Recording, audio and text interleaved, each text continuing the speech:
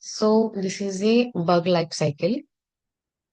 So it always says the state of the defect. So it depends on the situation. The state of the defect will be changed. So it is also known as defect life cycle. So whenever a tester writes the defect, that will be in the new state. So this is the first state of the defect.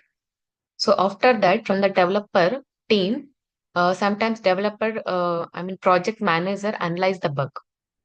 So this is not mandatory, but so even like test manager, similarly, development side, there is a development manager also will be there, right? So there will be different ways which can send the bugs. And sometimes what happen is tester to test manager and the test manager to developer manager and the development manager will assign the bug to the particular developer. So sometimes the communication will be like this. It depends on the company how the process is designed. Here, I'm just taking the manager also, considering manager. So development manager analyze the bug. If the bug is valid, then they will test 2 to 3 phases. So they will test the 2 to 3 phases is already existed or not. If already existed, then they will duplicate. If the bug is not valid, the bug is rejected. If the bug is valid, then they will check again is already existed or not. And if existed, then duplicate. If not existed, what? Then delayed. So it means the bug in the queue. They will keep the bug in the queue. So before that report the bug or multiple bugs, they are currently working on them. After completion of those bugs, fixes them and take up them as a new bug. Delayed means deferred. Okay. What I am doing. So they put here deferred, right? There is a word. Deferred, they put delay status or deferred. It means the bugs are in the queue. If the delayed is no, means there is no other bugs in the queue. They will assign the bug to particular developer. So what I'm saying.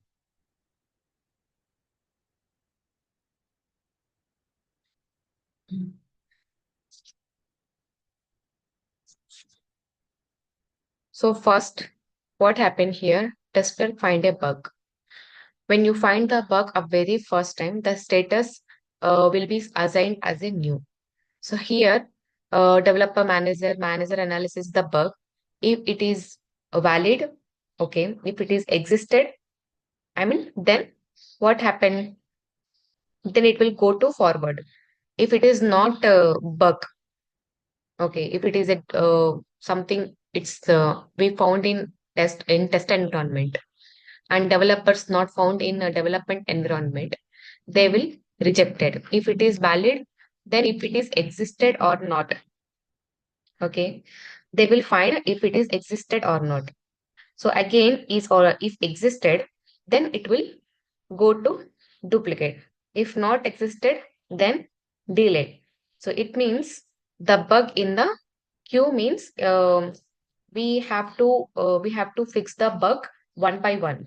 So they will keep the bug in the one queue. So before that report, the bug or multiple bugs. Okay, they are currently they are going to fix them. After fixing the bugs and take up them as a new bug. So delayed means what here? Here delayed there is a word, right? So delayed means so delayed means defer. They put delay state. They put delay status or deferred. So if the delayed is no, means there is no other bugs in the queue. They will assign the bug to particular developer. It means the developer start fixing the bug. So then assign status will be assigned to the bug. Okay. If the bug is in assign status means what the developer trying to fix the bug or the developer currently working on the bug. Okay. Now the developer started working and fixing the bug. the status will be changed into open state.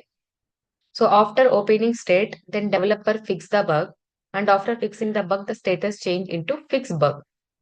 And once the status change as fixed, the tester retest the defect, and once the tester retest it, then if it is working fine, then close the defect, and status will be closed in the will be in the closed status. Suppose while retesting, the defect is something called got failed. Again, reopen. So if it is in case, if retesting, if we found the same bug in that build, sometimes it will happen. So again, they assign the status as reopen, and same process will continue. After closing the defect, again coming builds, we will perform the regression testing. If the regression testing is failed and got bug, then we can reopen and continue with the same process. So this is entire bug life cycle. So bug status will be change on the situation. So new, open, fix, reopen, close, duplicate, default. By seeing this status, we can understand in which status will be available. It's just like a tracking purpose. So automatically the status will be changed. The developer will update the status. So for example, as soon as we raise the bug, the tool will automatically assign the status as new, and then developer can select this status. Suppose he don't want to fix the bug, or he is not thinking that is a valid bug, then he put the status as rejected, or he can change into duplicate, or he can change into default status, or he can change into assign. And after the bug is fixed, then the status change as a uh, fix. And we have to check the status like depends on status. We can retest, and if it is working fine, we have to close the defect. So this process is called bug life cycle or defect life cycle, and it is very important. So suppose sometimes bug is rejected. So rejected means what could be the reason? So sometimes if the bug is rejected, then the reason could be the enhancement. Suppose whatever the bug you reported the um, developer thinks that that is enhancement, not exactly the bug. Enhancement means what? In coming versions, they will implement as a feature, or they implement as a functionality. So that is called enhancement. Sometimes they need more information. So whatever the info um, you provided to the developer related to the, just a minute, guys.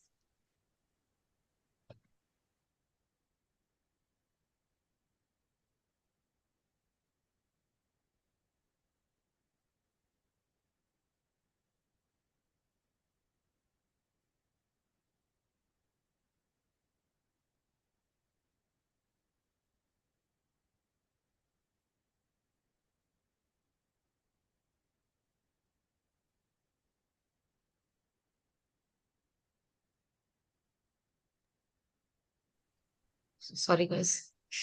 So in coming versions, they will implement as a feature, or they implement as a functionality. So that is called enhancement. And sometimes they need more info.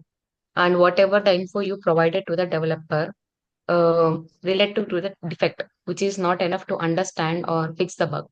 In that case, also the developer reject the bug, and he asks for the new info or more info and not reproducible.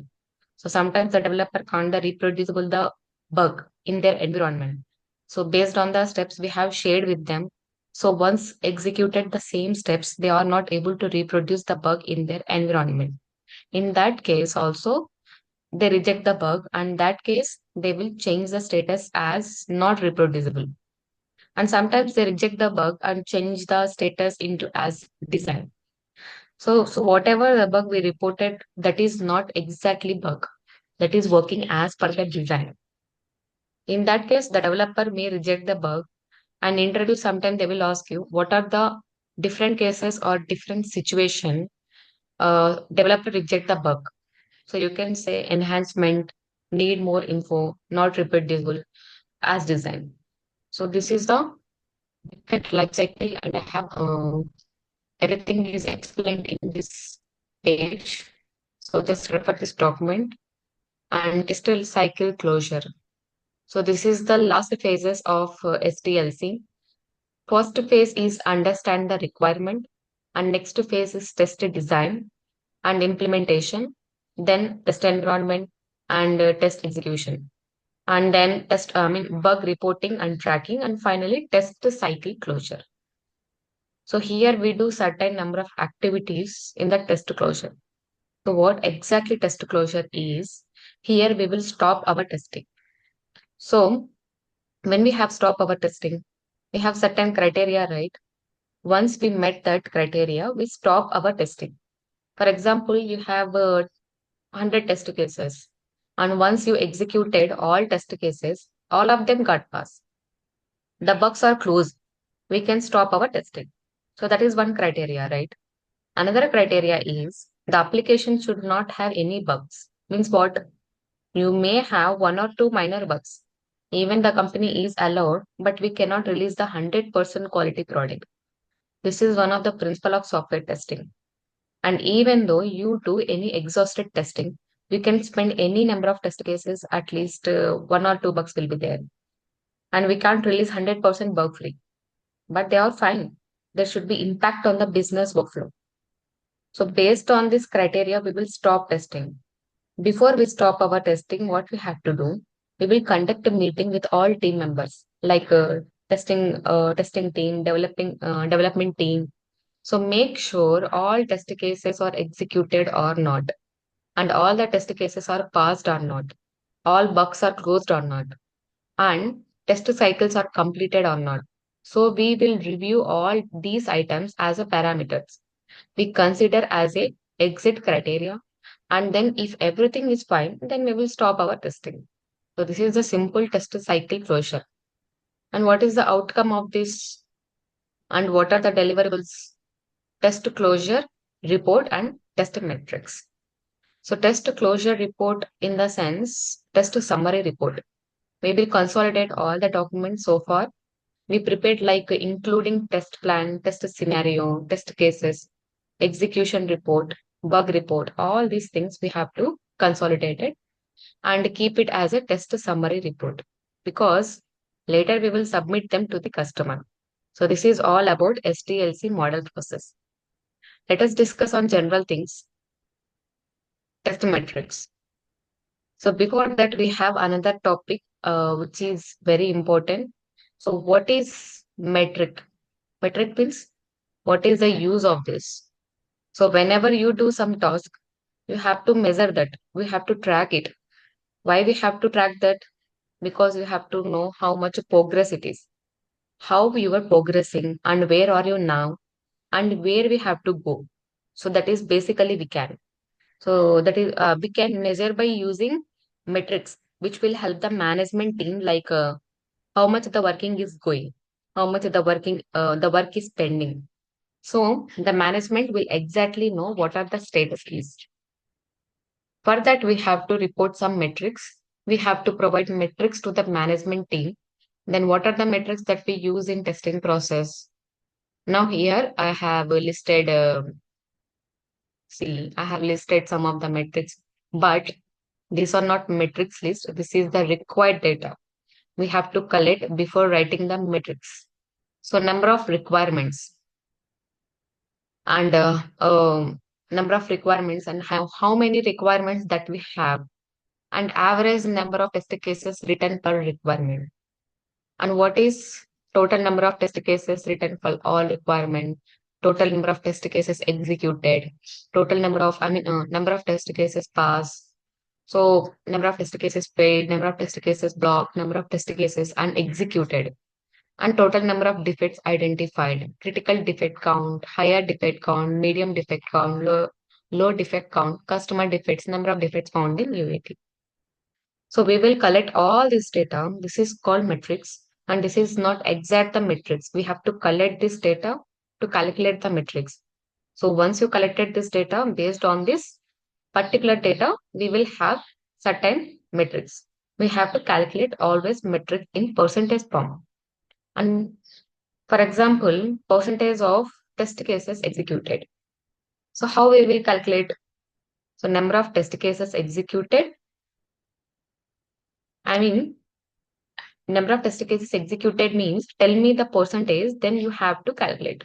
And how to calculate? The formula is number of test cases executed by total number of test cases written into 100. So that it will be give you the percentage of test cases executed. And again, number of test cases executed and total number of test cases executed. How you will know that? Before calculating the metric, you have to collect the data here. Okay. And then we provide, and then we proceed with the metrics. And what is the second one? Number of percentage of test cases not executed. Number of test cases not executed by total number of test cases written into 100. So what is the third one? Number of test cases pass. So formula, number of test cases passed by total test cases executed into 100. So everything calculated in percentage. So we should not mention in number. And what is the fourth one? Percentage test cases failed. For that, what is that formula? Number of test cases failed by total test cases executed into 100.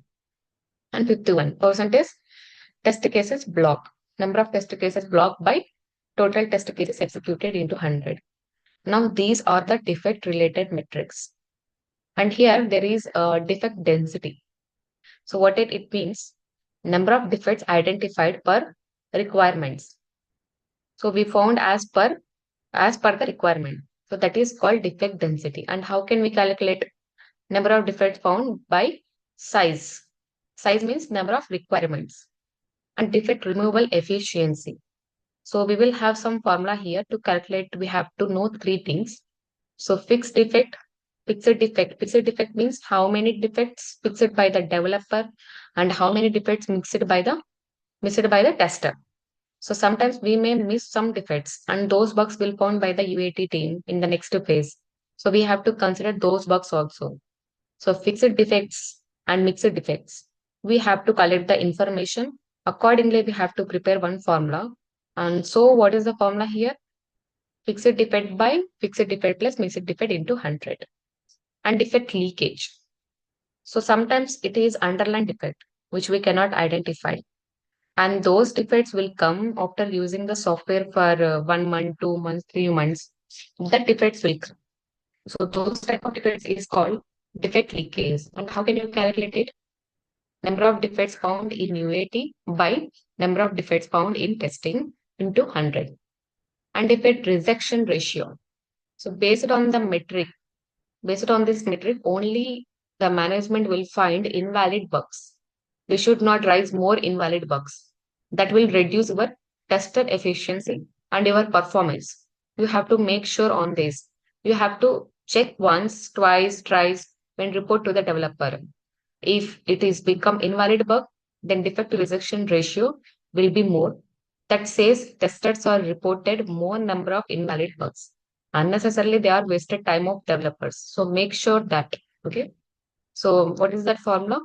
Number of defect rejected by total number of defects rise into 100. And defect age. So fixed date minus reported date. When we have reported from there to calculate and how many days like fixed date when he got fixed. So between how many days we have that comes under defect age. Then how to calculate for customer satisfaction? Number of complaints per period of time. Suppose we are delivering the software to the customer and how we will know that the customer satisfied or not. Here we will just count the number of complaints per period of time. So in 1 month, how many complaints are raised? And between 3 months, how many complaints are raised by the customer? So based on that, we can calculate customer satisfaction. So number of complaints per period of time. If there are more number of complaints, that means automatically customer will not be satisfied. So these are the different test metrics. So based on the metrics, they will analyze the status of the testing. So what exactly happening and what is completed and what is depending and how it is going. These things will analyze based on the metrics.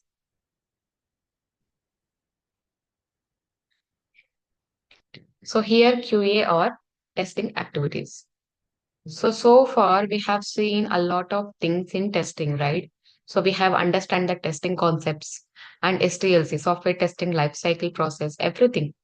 Now, finally, as a QA engineer or as a test engineer, we have to know what are the activities we do in day-to-day basis. So once you join in the project in new company, what are your roles and what activities you do in day-to-day basis? So you have to be very clear on that. So let us see what activities you do on your project. So what is the first point? Understanding the requirements and functional specifications of the application. So it is very important activity. Every tester should do as soon as some feature is assigned to you. You are the responsible for the particular feature for beginning to end. You have to understand the requirement. You have to prepare the plan, write the test cases, executing test cases, everything you have to do for a particular feature. You are the owner of the feature until it delivers the product to the customer. So understand the requirement is very important. In the beginning of STLC, they will allocate more time for understand the requirement. Writing the test cases, test plan takes a lot of time. But even execution also, you don't have that much of time because understanding requirement, test cases executed, these are foundation level. So we have to be strong in that. If we miss anything in design part, we can't find bugs during execution. We have to spend more time always on the preparation of test cases and understanding the requirement. So that is first and most important task for tester. And what is the second point? Identifying required test scenarios. As soon as you understand the requirement, by reading requirements, you have to identify the scenarios. Means what to test, what are the areas to be tested, and we have to listed all the scenarios. And what is the third point? Designing test cases to validate application. After identifying the scenarios, each scenario we will write multiple test cases. And fourth one, setting up test environment. So before executing the test cases and before getting the build from the developer, we have to set up environment.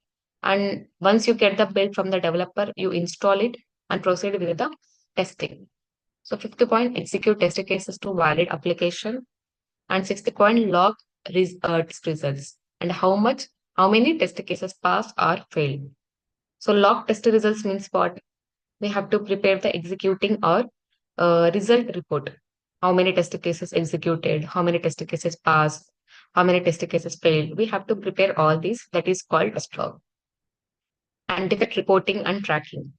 Whenever you report the defect, your job is not completed. You have to track it in which status that your defect is there. So you have to keep on looking on defect. You have to take ownership of defect till it is closed. Retest to fix the defects of previous build. So whatever bug or defects you reported in the previous build, after getting the new build, the developer will fix it, right? So you have to retest them. You have to make sure the defects are properly fixed and it is working fine or not. Perform various types of testings in application. So you have to conduct smoke testing, sanity testing, functional testing, UI testing. So whatever the types are discussed earlier, so all the types of testing you have to conduct according as per the requirement. Reports to test lead of about the status of assigned task. So every day some task assigned to you, and end of the day you have to report to the lead or manager what are the tasks assigned to you and what you have completed and what you have not able to complete it and why it's getting delayed. So you have to update everything to the lead or manager in your team. Participated in regular team meetings. So that is basic responsible of every team members. You have to participate in team meeting. Then only you will know the progress, and then only you will know the what exactly the other people doing in the project and how the project is moving, which place the project is currently there, and what else we have to do in the project. So understanding the status is very important.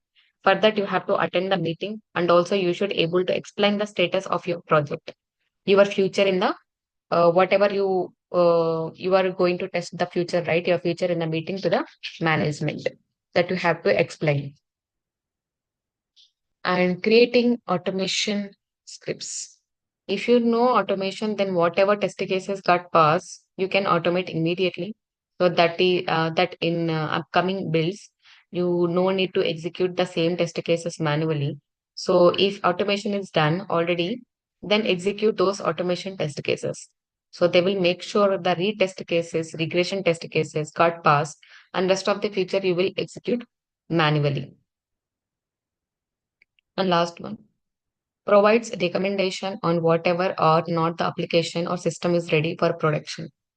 So this is another very important role or responsible of the tester. So finally, after completion of old test cycle, the management will take the opinion of the tester. So are we ready to release the build to the production or not? So you have to give the confirmation. If you are say yes, the management will proceed to deliver the product. And if the tester says no, then the product is not ready yet. So depends on the tester decision. The management will decide whether the product is ready for developer and delivery or not. So you have to tell because you have conducted testing, right? So these are the activities normally testers do in day-to-day basis. And this is 7 principles of software testing. I will finish them. So whatever the last topic is agile methodology. We will continue tomorrow, and tomorrow the manual testing. I'm going to finish that, and after that we will start automation testing. Okay. So this is 7 principles of software testing. So whenever it test the application, it is better to start in earlier stages. So we should not sit idle till we get the build from the developer. We have to start software testing at early stages. So means what? From the understanding requirement, we can test the requirement document, test the design document, or we can verify the test cases, verify the scenarios. Then once you get the build, test the build with the smoke testing, anti-testing. So these are early testing stages. We are not conducting actual testing. Already started the testing in early stages, so that is very important. It means from the beginning, when you get the requirements, we have to start our testing. So that's the first principle. So second, test the software in order to find the defects. The main intention of conducting testing is find the defects. Your mind always should think about the defects. So you don't think like everything should pass. Always think in negative way. We have to find the defects. At end of the day, you have to report some bugs to developer. Highly impossible to give the bug-free software to the customer. So in interview question, if they ask you, is it possible to deliver 100% bug-free software to the customer? So you can say not at all. It is never possible. Even though you can recruit more number of people or you can increase the duration of the testing, add more cycles, still it never ever possible because there are some underlying defects which we cannot find those defects during testing. And those bugs will come after using the software, like 3 months, 6 months, 1 year, sometimes, and those bugs will come out. So it is very, very difficult to find underlying defects. So we cannot deliver 100% quality product. And fourth one, should not do exhaustive testing means what? Means we should use same type of data for testing every time. So what is exhaustive testing means? Sometimes we use same data for our testing every time. For example, you have a login screen. I provide valid username and valid password. So every time we should not use same data for login, right? We have to use different type of data, then only know whether it is properly working or not. So we have to prepare different sets of data and then we can test it. But if you use the same data for testing again and again, is called exhaustive testing. We should not do that. Every time we have to change the data. So testing is contest based. So what testing is contest based means what? So depends upon the application, you have to decide what kind of testing should be conducted. For example, web application. So number of people access through internet, so automatically performance will be reduced. So you have to conduct performance testing there for web application. It is not mandatorily required, but if we have desktop application, let's say Notepad, MS Word, MS Office, so do you really need to conduct performance testing? It is not required, right? Because you install in local machine. You are the guy using software, nobody else accessing that. So your desktop application does not require performance testing. So we have to decide what kind of testing should be conducted depends on the context. Context means the type of application. Okay. We should follow the concept of pesticide paradox. If you are executing same cases for longer run, they won't be find any defects. We have to keep update test cases in every cycle in order to find more defects. It means pesticide paradox means it is a technical term. It means we have to, if you have 50 test cases or 100 test cases and so on so functionality, and in the upcoming releases, if you want to test the same functionality, if you are using same kind of test cases in future also every time, okay, that is called as pesticide paradox. We should not use it Okay. actually. Or we can say if you are executing same test cases for longer run, they won't be find any defects. You have to upgrade your test cases every time. Initially, the test designing time we will have some test cases. We will get approve of that. We will execute those test cases, but we should not stick to that. If possible, while getting the build also, while executing the test cases also, if you find any other scenarios or test cases that you can still add into your Excel file. So don't ignore them because our test cases already approved. Everything is freeze. Don't think why should we add a new test cases again. Sometimes in the requirement also, you may not find those scenarios. In the application, you can find it and consult your project manager and consider whether it is a feature or bug or something.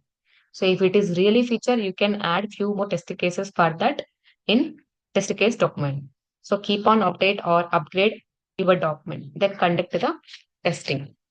So if you are using same test cases from beginning to end, after few many days or months, the same test cases may not find new defects because the main intention of writing the test cases is about finding the defect, right? So then test cases should find the defect. So that is the main intention. So here we should follow the concept of pesticide paradox. So we should follow defect clustering. What is defect clustering?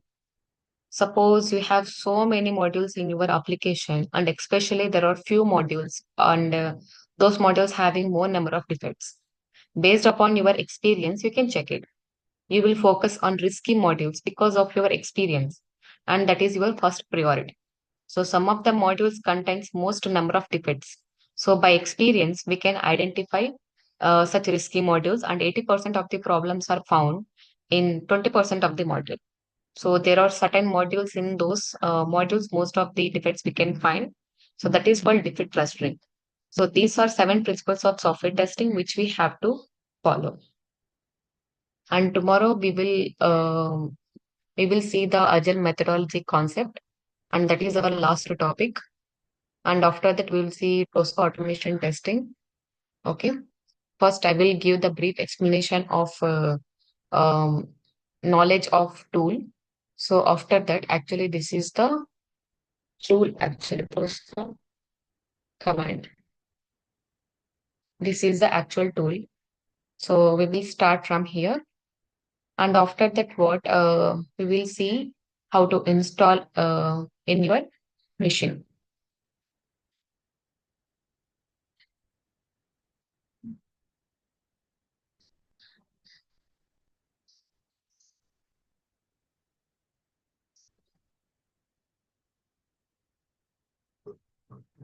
So the TOSCA page, this is looks like, and after that we will create here workspace, a single user workspace, and after that we will go and see. I already created and I have already given the training on that. So this is the TOSCA commander. So there are multiple TOSCA commander, TOSCA extend, TOSCA executor. There are multiple components are there. But here this is the TOSCA commander section. So it looks like this. And this is the module section.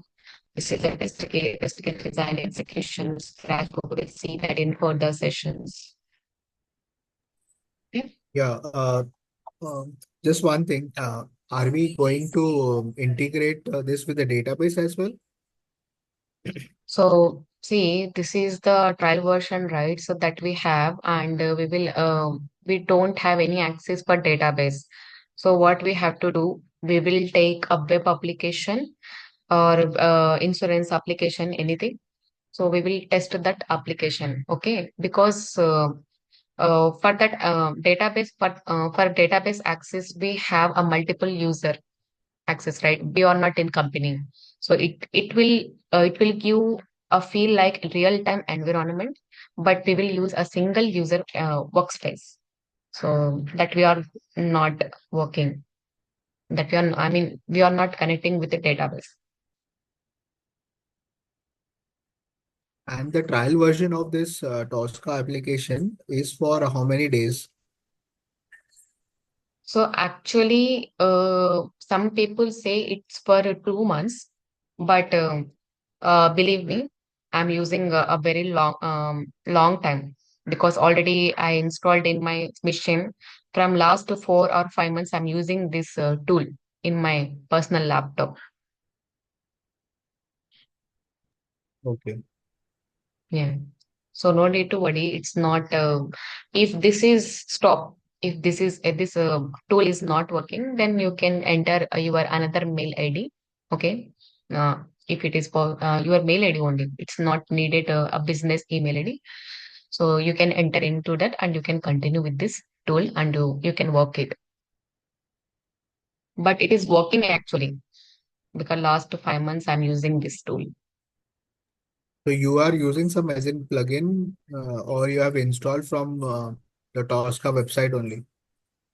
TOSCA website only.